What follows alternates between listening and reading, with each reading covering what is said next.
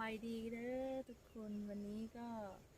หมายก็จะพาทุกคนไปหกผัดแล้วนะอันนี้ก็คืองานของเรานะเราก็เลยจะได้ทานทุกมื้อนะทุกคนนี่ก็คือน้ำนะทุกคนน้ำที่จะเอาไปหกผัดนะน้ำก็อยู่ที่นี่นะเราก็จะเอาไปหกผัดนะ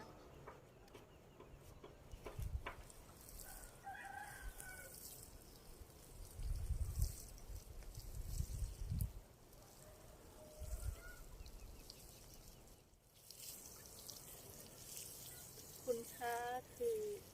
หกผัดนี่ก็เป็นงานของเราเนาะเราก็เลยต้องหกผัดทุกมื้อเนาะ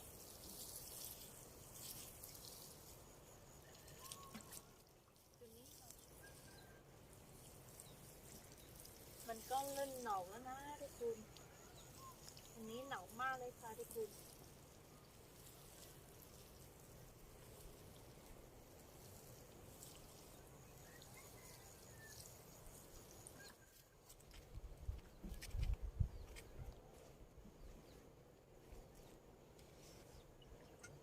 เราก็พาทุกคนมาหกพักนันเราทุกมื้อเนาะแล้วก็ไม่ต้องเบื่อเรานะคุณ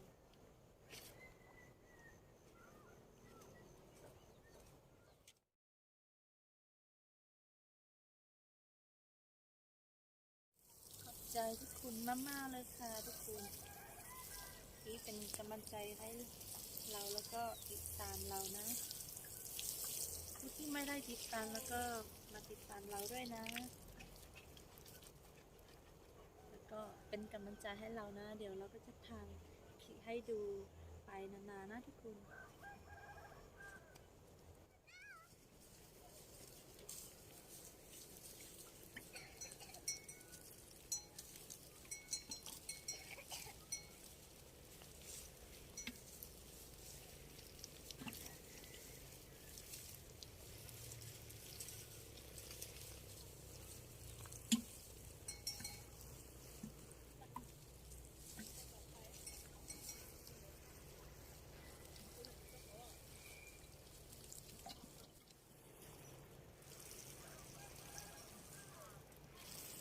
cho nên con được quý rốt sơ lò nên không cần đó thì bây giờ thì có hơi cái như rốt xuân luôn sơ trồng đu về như rốt xuân mò đi đó chị má chị qua thế thì phải chờ thế thì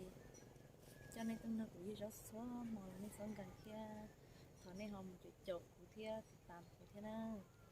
thia mới đi sẽ được của thia được không sẽ được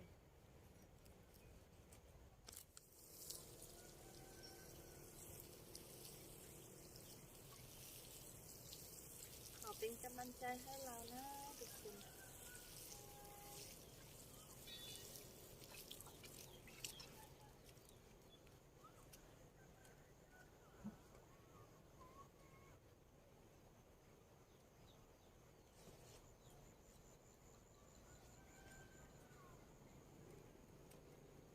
ตอนนี้ก็เย็นแล้วนะทุกคนหนาวมากเลยค่ะหนาวมากๆเลยค่ะ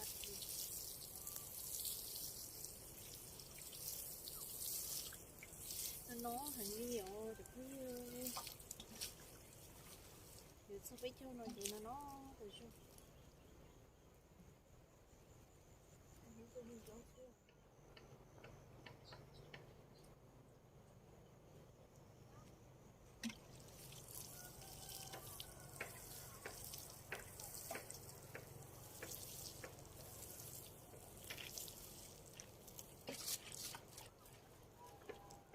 cho nó về cũng như gió tàu của cho nên mình đâu cũng dù tự kia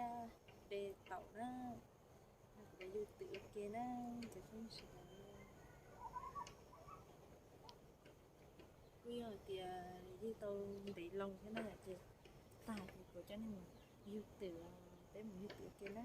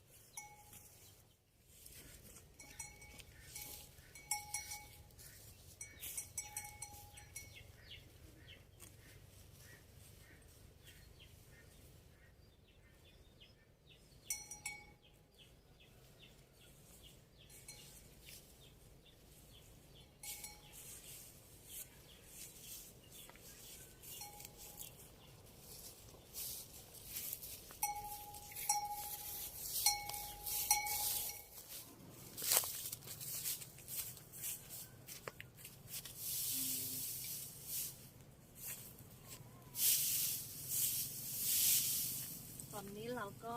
ถูกผัดแล้วนะ เราก็จะมาเอาเครื่องไปให้คอยกินนะทุกคน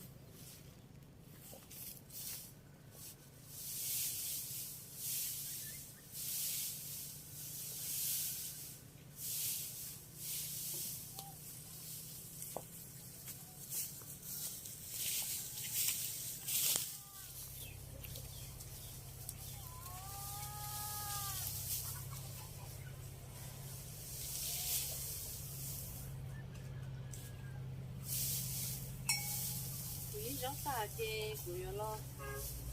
na còn nhớ là tôi tưởng nó chứ như vậy để tàu keo